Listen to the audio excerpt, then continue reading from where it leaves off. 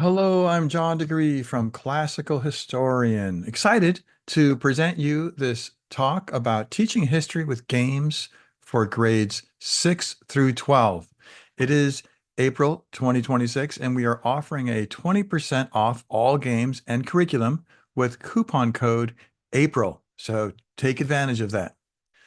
Here is a picture of our family when we were in the throes of homeschooling.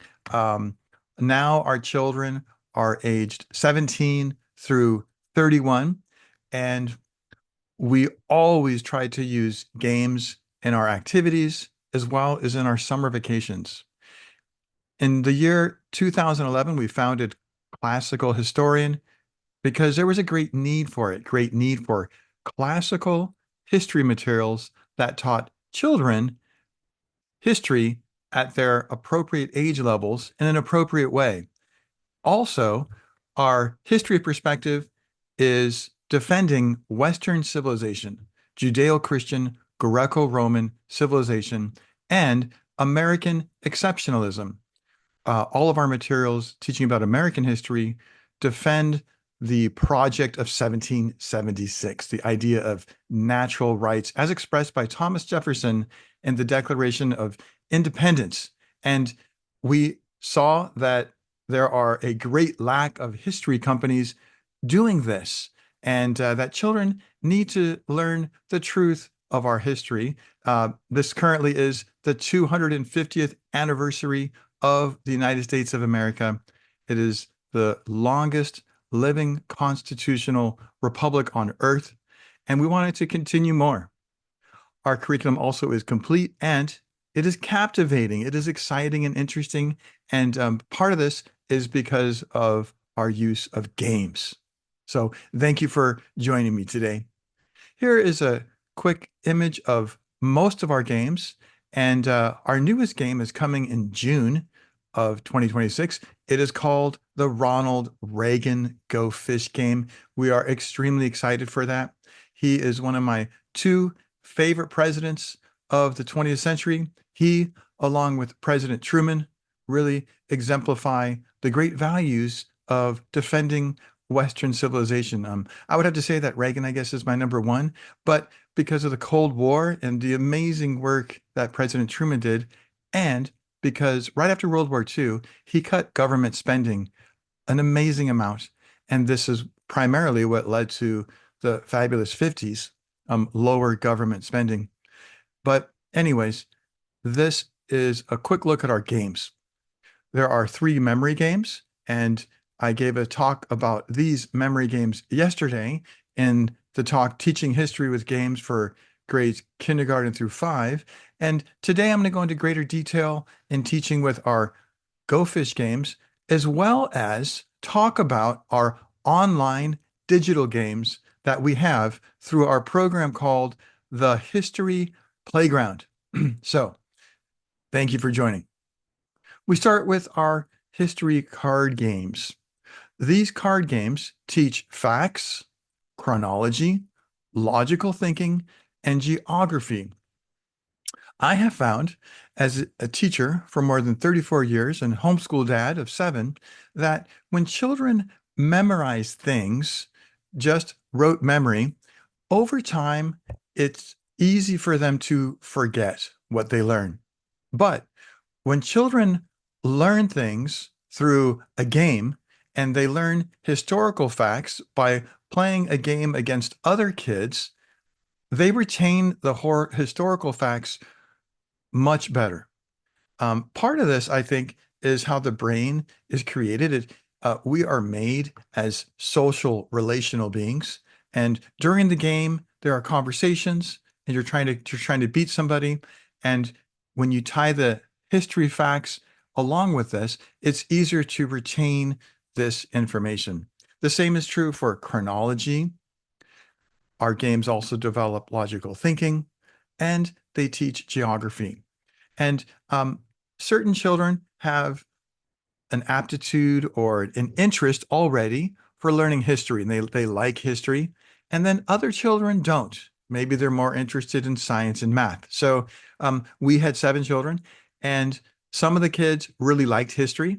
So they liked playing the games because it was fun and it involved history. And some of our children really didn't like history that much, believe it or not, but they liked the games. And when they were playing the games, they liked learning history. So it's a plus plus when you play with the games. This is an image of one of the cards in our ancient history Go Fish game. You have here the title of the card, Spartan Soldier. Here is an image of the Spartan Soldier. And at the bottom of the card, you have the category that the Spartan Soldier is a part of, ancient Greece. You notice that there are four boxes here. Spartan Soldier is highlighted because this is the card. And there are three other boxes, Parthenon, Socrates, and Zeus. These four belong in the category of ancient Greece. Now, the first way to play this game is called Go Fish. You're trying to capture all four cards in one category.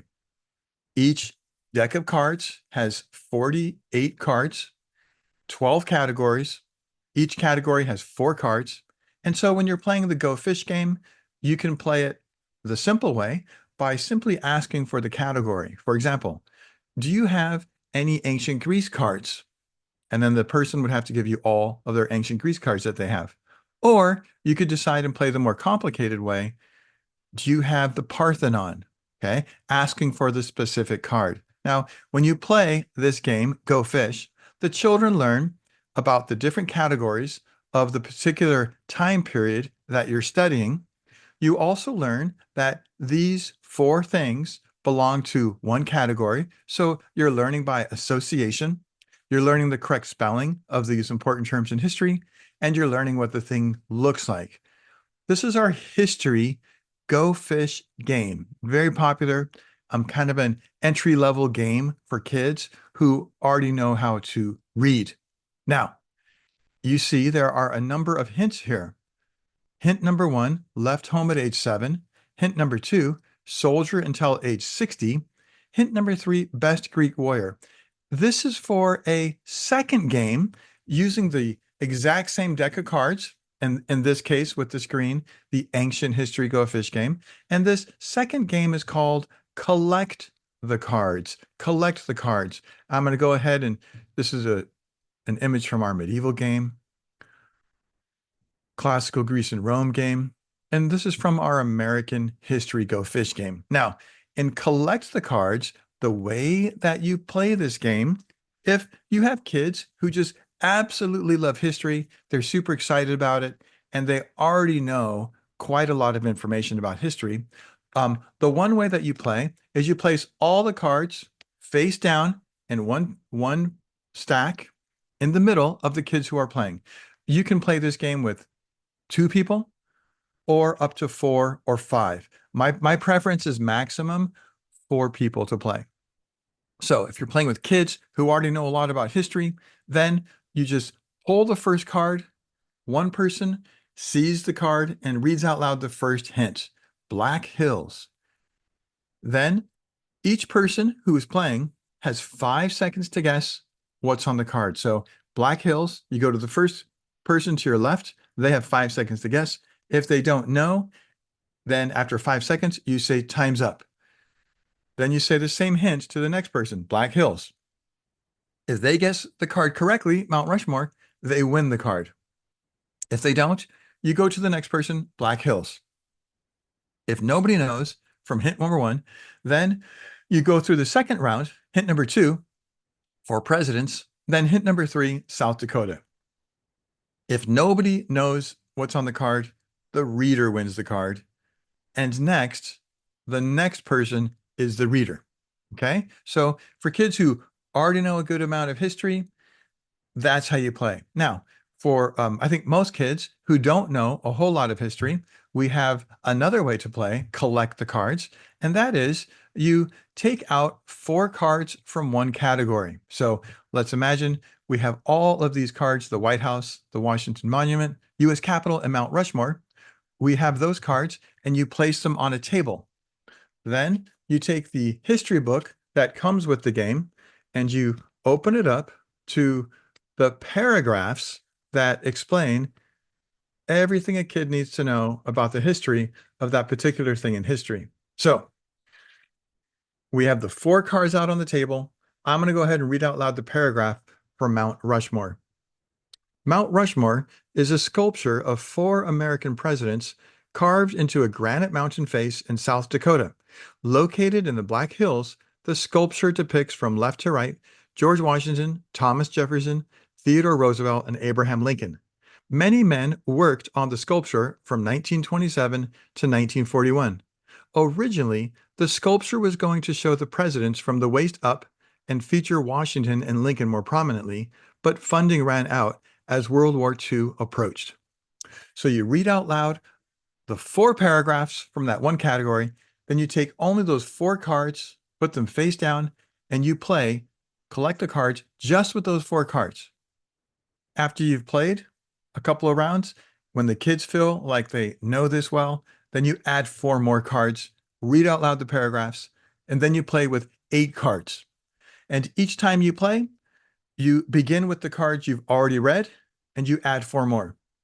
I have found when you play this game for 30 minutes once a week, after about 2 to 3 months, the kids will have memorized all the facts for the cards and they will have learned and overlearned and memorized this history information without having to like cram it in their brain.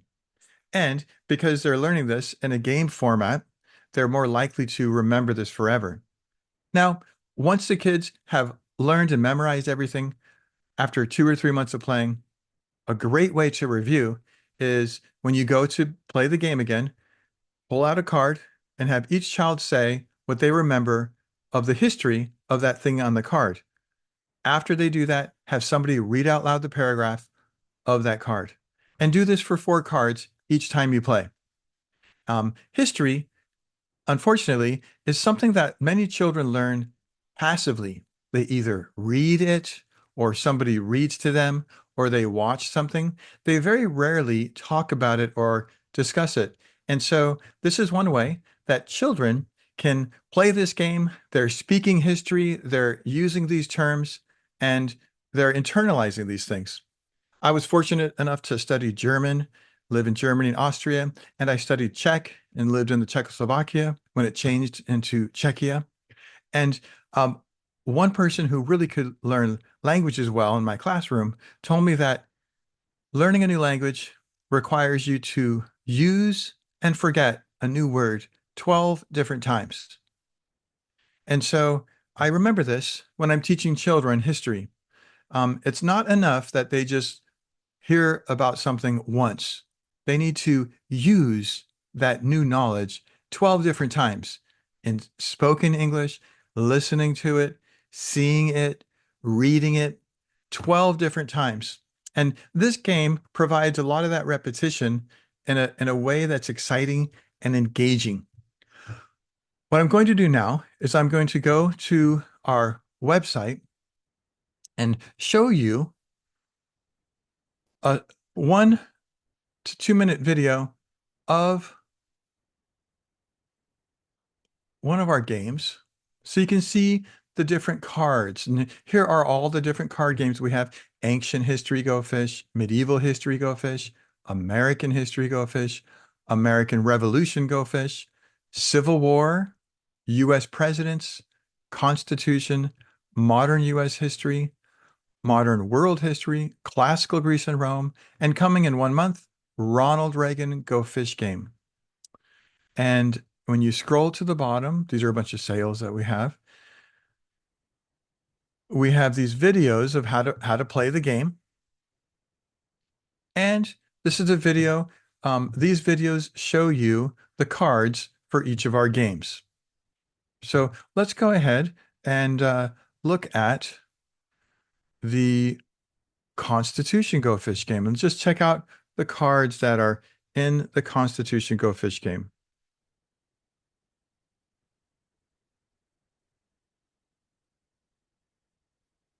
So that's what the card game looks like. There's a little booklet with instructions how to play. And then the second part has a paragraph which describes what everybody should know about that particular thing in the Constitution. every one of our card games is set up in the exact same way. So you can play Go Fish with the game, or you can play Collect the Cards. Now let's go ahead and look at all of the cards and the categories. We have the principles of the Constitution, the legislative branch, executive branch, judicial branch, founding fathers, Bill of Rights, amendments, Constitutional Convention, checks and balances, separation of powers, preamble, and Supreme Court cases. Okay. So if you're interested in any of the card games and you're curious what is there, what kind of cards are there, you can go to these short 1-minute videos to see all of our card games. And then here are memory games as well, and how to play both types of games. Wonderful. This particular booklet, Teaching with Games, is a booklet that comes with a DVD that teaches how to play games in larger groups of co-ops. Let me go back to my presentation now.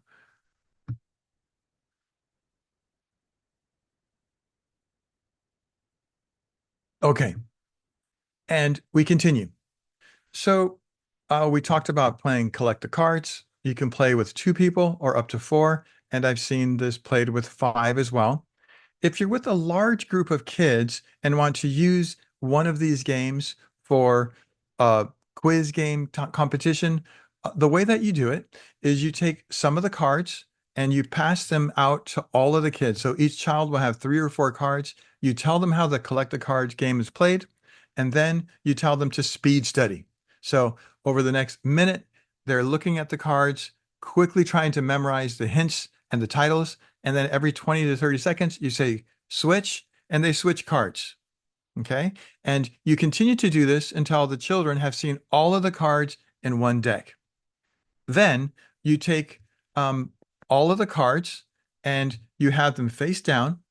And with the children sitting there, you pull out the cards and you read the hints, and you have the kids raise their hand when they know the answer.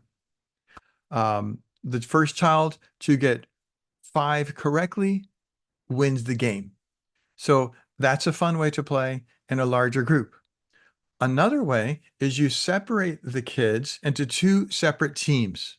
They've done the speed study, and you have the 2 different teams line up.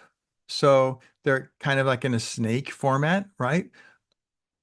Single file, and they're facing each other, and you are in the middle. You take the cards, read out loud the hints. The first child that knows the answer has to turn around and clap his hands. Then you call on him and he says the answer. If he gets the answer wrong, the way that I do it is I don't punish the player by putting a -1 on his team, but the other player gets a chance. If he doesn't know the answer, then I say you can get help from your teammates. Then the teammates can help out the person in the front. Once those 2 people finish their round, they go back to the end of the line. And again, we start with a new card. Okay. The card is red. Let's imagine that both of the kids in front of the line don't know the answer. Then the leader can say, you can get help from your teammates. Then they get help from their teammates. Whoever does the turnaround and claps their hand gets to say the answer. When I do this in a group of kids, we'll usually play up to 5 or up to 7. Another way to play similar games is by using our book with the history paragraphs. And the way to play this is you read out loud the paragraphs without saying what you're reading out loud. And the person in front, when they know, they have to turn around, clap their hands. So I'll go ahead and read one, and you go ahead and imagine what I am talking about. Alexander Graham Bell invented this and received the first U.S. patent for this in 1876. From his youth, Bell had great curiosity and inventiveness. Born in Scotland, Bell worked for a time at a flour mill, and at age 12 invented a machine that sped up the flour mill work. Bell's mother and wife were deaf, and he developed methods to communicate with them. Bell moved to America, and his work with communication resulted in his invention of this. So hopefully you know that answer. It's the telephone. And this is a really fun way to play using our Go Fish game. Also, if you're driving long distances, you can play this game by reading out loud the paragraphs and seeing which kids know the answer. And we have the 10 different games, so you can study all of history in this way. So a lot of variations in how to play this game. The end result, as far as history goes, is kids will know history. They'll learn history by association, by deductive thinking skills, and you're going to see and hear a lot of smiles and a lot of laughter while they're learning history, which is awesome. A few games that I'm going to go over involve learning vocabulary words, okay? And all of these four games are related to each other.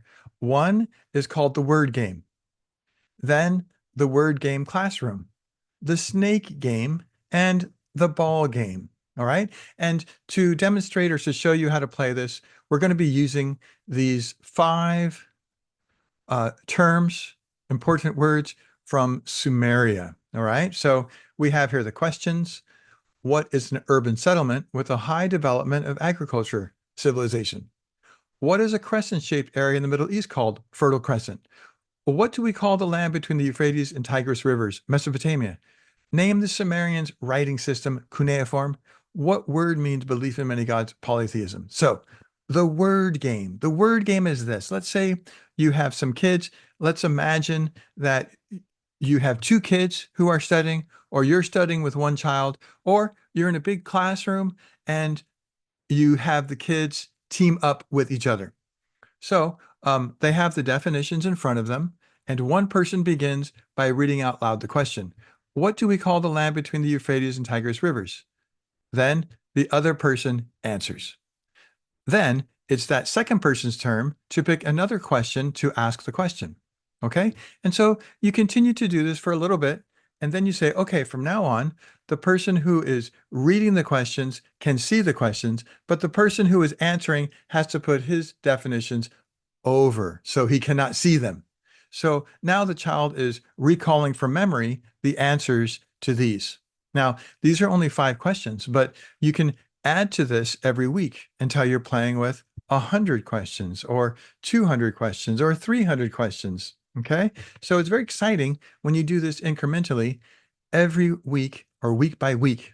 Okay. Now, the word game classroom works in the same way, but you're playing with the whole class. So in this setting, one person reads out loud the question, what do we call the land between the Euphrates and Tigris rivers?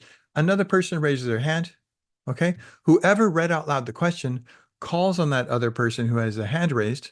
The answer is given. Whoever asked the question, it's his job to say if the answer is correct or not. And then the person who raised their hand and answered the question, then they read the next question. Now, what is good about this is, of course, they're learning history. They're learning how to ask the questions, how to answer the questions, but also the kids should be in charge and should be running the game without teacher input. Many times, if you're in a classroom setting, the teachers are, or the kids are waiting for the teacher to provide the answers. And one of our goals as a teacher is to get the kids to think the most that they can and to learn leadership skills and speaking skills. And this is one way where you can practice this in an easy format. Okay. So the kids play this game. All right. Again, we're only using 5 questions here, but you can play this with 100 questions. Okay. That's the word game classroom. All right. The next game is called the word ball game. Okay. And the word ball game, this is something that kids like because they like to move around and they do like to throw things at each other. And so what you do is you take a piece of paper and you crumple it up in a ball, right? The teacher can start by asking the question, Name the Sumerians' writing system. And the kids raise their hand, and then the teacher throws the ball. The kid has to catch it or drop it and pick it up. And then the child says the answer. Okay. Then it's the child's turn to have the ball and to ask the question. And then he throws it at a person who has their hands raised. Now, what I like to do with this game to help the kids also learn each other's names in a larger classroom setting is before the child throws the ball, he has to say the kid's name out loud, who he's throwing the ball to. And if he doesn't know the kid's name, he has to ask him, "Hey, what's your name?" And then the child has to say that. So this is a really good way also to get groups of kids to learn each other's names. Okay. So that is the word ball game. Okay. The word ball game. And again, I think the last one I had up on the screen was the word snake game. In that game, you split up the kids into two separate teams, like we did with the card game, and you read out loud the question. The child who knows the answer first has to turn around, clap his hands, then you call on them, then they give the answer. Okay? Now, another thing that's good about this thing called the snake game is that while you are reading out loud the question, everybody in the group, everybody in the classroom is listening to the question and answer read out loud. And they're maybe not participating because it's not their turn yet to turn around, but they are hearing it and they are getting a review of all of these words. So it's an active type of learning and it's very beneficial. We're now going to go into a digital platform that we at Classical Historian created, and it's called the History Playground. It's our online game membership for kids. On this are over 800 questions and answers from ancient, medieval, and American history. There are over 100 quiz games and over 100 Ed puzzle videos. And what's not included on the screen, and I recall it right now, is we have a timeline game. So let's go ahead and go back to our website. There we go. And to get to our history playground, on our homepage, there's this link here that says online games and resources. Okay. We have two online memberships. One is for students. That's called the History Playground.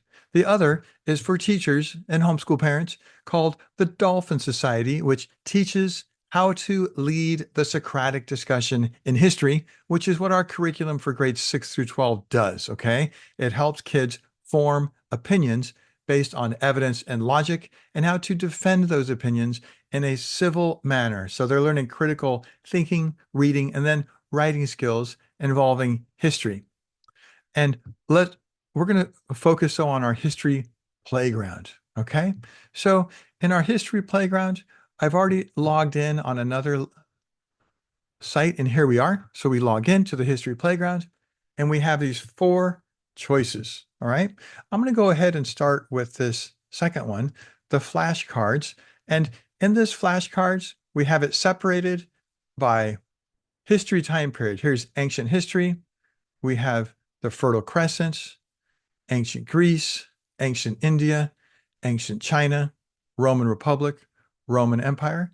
And then we go to medieval history, medieval Europe, Islamic civilizations, the Ottoman Turks, Genghis Khan and the Mongols, medieval Africa, medieval China, medieval Japan, Mesoamerica and South America, Renaissance and Reformation, Enlightenment and Age of Exploration. And then we go to American history, medieval beginnings of the United States of America, European colonization of America, American Revolution, Articles of Confederation, Constitution, era of the Founding Fathers, beginning of big government, Empire of Liberty or Manifest Destiny, sectionalism, slavery crisis becomes violent, the Civil War. Okay. And we don't have beyond the Civil War yet, but we will be adding those. So what you do is you go to the unit of study that you're interested in. Let's choose European colonization of America. Then you choose from one of these chapters. Let's choose life in the colonies. You load the questions, and here are the questions. There are 9 flashcards in this particular chapter, life in the colonies. What drink did colonists have nearly every day? You flipped the flashcard, colonists brewed and drank beer. One reason for this was to sanitize the water. Now, let's say as a child, when you're studying this, um, this is an easy one for you. So you go ahead and choose easy. All right. Then it automatically goes to the second card. What was a common colonial meal? Corn mush was a common colonial meal. Let's say that you didn't know this that well, so you choose again. And then it goes to the next card. Okay. What occupation did most English colonists have? 90% of English colonists in the 1600s were farmers. Let's say as a child you thought, well, I kind of knew that, but not perfectly. So I'm going to choose good. So you go through the nine cards. And then the second time that you go through the nine cards, it gives you the cards that were most challenging first and then kind of medium challenging next. So the second time you go through, you only study the cards that you had a hard time learning. Okay. So 800, over 800 questions and answers covering ancient, medieval, and American history. I wrote each of the questions. So and then I had my editor check them. They're grammatically correct and they're historically accurate. That is the flashcard section. I like to consider that as the basics, the basis for all other history, because it's impossible to have an opinion on history if you don't know the basics. Okay. So that's our flashcard game. Let's go now to our Kahoot games. So in our Kahoot games, also, we have them separated by time period and chapter. The same exact chapters that were in the flashcards are in our Kahoot games, okay? And each of the Kahoot games is based on those questions and answers from our flashcards. So let's go ahead and we'll choose the Age of Jackson. It opens it up to a Kahoot game, and you press play in browser. You have to give yourself a nickname. I'm going to write J. And then it starts. Who is the first president of the modern Democratic Party? And that was Andrew Jackson. Correct. And I'm given some points. The points are based on how fast I answered the question and if I answered the question correctly. Okay. So right now I'm in fourth place from all the kids who have played this before. Then I go to the next one. What refers to the practice of President Jackson giving his supporters jobs? The spoils system. Correct. Oh, I got a little bit less points because I answered it slower. I dropped down to sixth place. What do historians refer to this time period as? Jacksonian democracy. Oh, 913 points, got a little bit more. And I don't know if you can hear, but throughout this game, there is music playing, music that gets the kids really excited. It's very bass related, bass like in drum, the drum beat, boom, boom, boom, gets really kids excited. And my junior high kids that I've used this with and elementary kids, super excited. They won't stop playing this game. And also my high school kids at home as well. Okay. And 931. So it's kind of addictive. I'm going to try and see how fast I can answer the next question.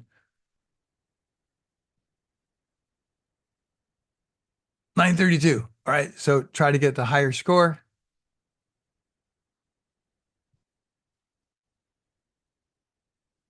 All right. 914. So uh, you get the idea. So the Kahoot game is played with music. The music really seems to get the kids pumped up. And uh, again, over 800 questions and answers throughout ancient, medieval, and American history. And then we have these all categories, which has a Kahoot on all of the ancient civilization questions. So maybe a Kahoot that has about 250 questions. All right. Amazing. Okay. So kids could just spend hours on this playing. Uh, it's a game, it's digital. They like that. And it's a great alternative to other video games, and they're learning history from classical historians. So that's the Kahoot from History Playground. Next, we go to this chronology game that we have. Again, separated ancient, medieval, and American. And we'll go ahead and start with American. And you press start, and about 20 events and history pop up. And your goal is to place the events in their right spot. So, beginning of California Gold Rush right here. Got it right. One correct.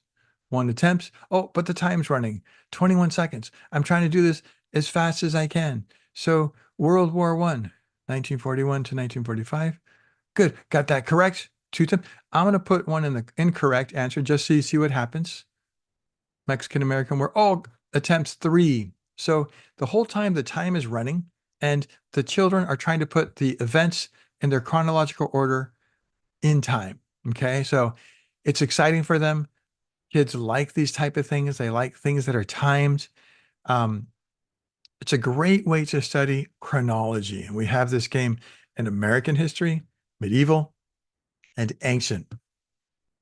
And we go to the last section, which is our video quiz game. All right. Video quiz games are separated just like our flashcards, just like our Kahoot games. And we have the ancient civilizations separated into different chapters, the medieval, and of course, the American. Now, when you click on one of them, we'll go ahead to American Revolution. It takes you to a page. Again, it's going to ask for a nickname. I'm going to put J. It takes you to a page with a great number of videos. All right. And what's exciting about the videos, I'll go ahead and place this one, is that the video goes, and then at certain moments, let me see if I can speed it up. I can't speed it up. I'm going to just wait. At certain moments, it stops and asks a multiple choice question. Okay. So the child is watching the video. This one is about the Battle of Yorktown. That was George Washington there. These are the British Redcoats, right? September 1781, Yorktown, Virginia. This is a great movie, by the way. And then when it comes to this little like teardrop thing, it stops and it asks a question. Which two forces are going to travel to Yorktown? Okay. I'm going to just blindly choose one. Okay. And I got it right. No, I didn't get it right. Let's see. I got to get it right. Good. Okay. So, then you can continue. And then it continues, gets to the next question. So the kids are watching this, and each 30 seconds or so, it stops and asks a question. So it's a nice other way to learn history through short videos. And all of the videos were curated by me. I went through all of them, and they teach history, the Constitution, every 2 minutes or so, there's a question. All right. So I think good, good videos are extremely valuable for teaching history. All right. Good videos are extremely valuable for teaching history.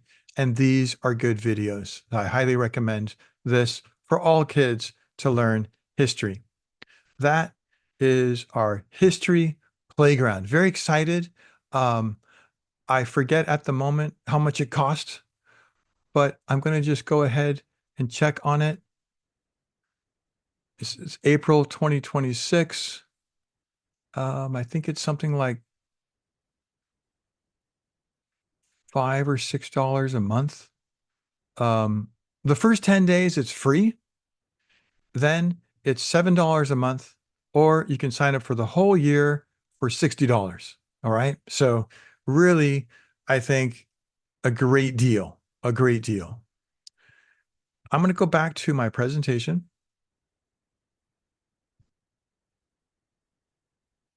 There we go. History Playground. And this is something that we team up with? We team up with a company called the Great History Challenge. It is an exciting buzzer system game for junior high kids throughout the country to learn history and to be challenged. I know the owners of this company. I go to the regional convention, the regional competition every year. They're all retired junior high teachers. They've got great hearts. They seem to have excellent questions and answers for the history. And we team up with them in providing study books. I'm going to go back to my website to show you where you can learn more about this competition. So we go to the home page, scroll down.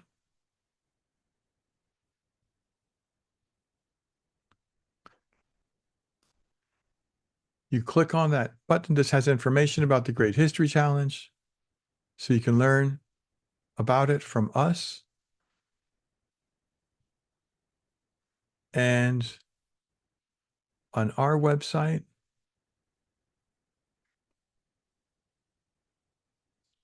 when you go to store, you can click, when you go to store, you can click GHC History Resources. And this has information on the Great History Challenge and also study materials for you to access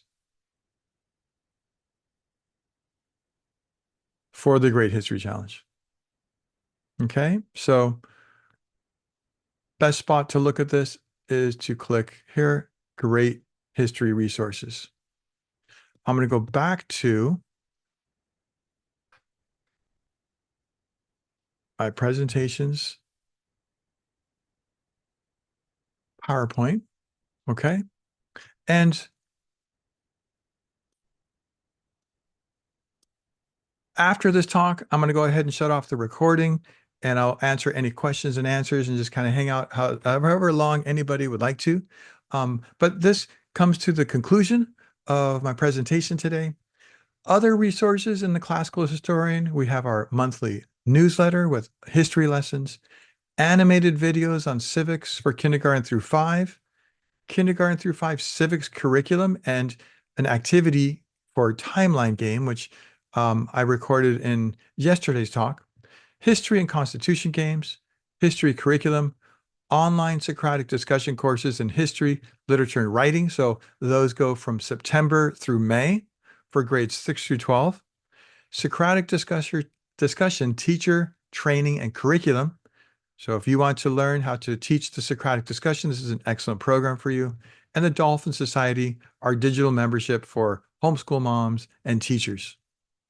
Again, April, we have a special 20% off using our coupon code April. And I want to thank everybody for joining me. I will be sending the recording to everyone who signed up. And if you have any questions, please email me, john@classicalhistorian.com. Thank you very much. I'm going to go ahead and stop the recording right now. Thank you very much.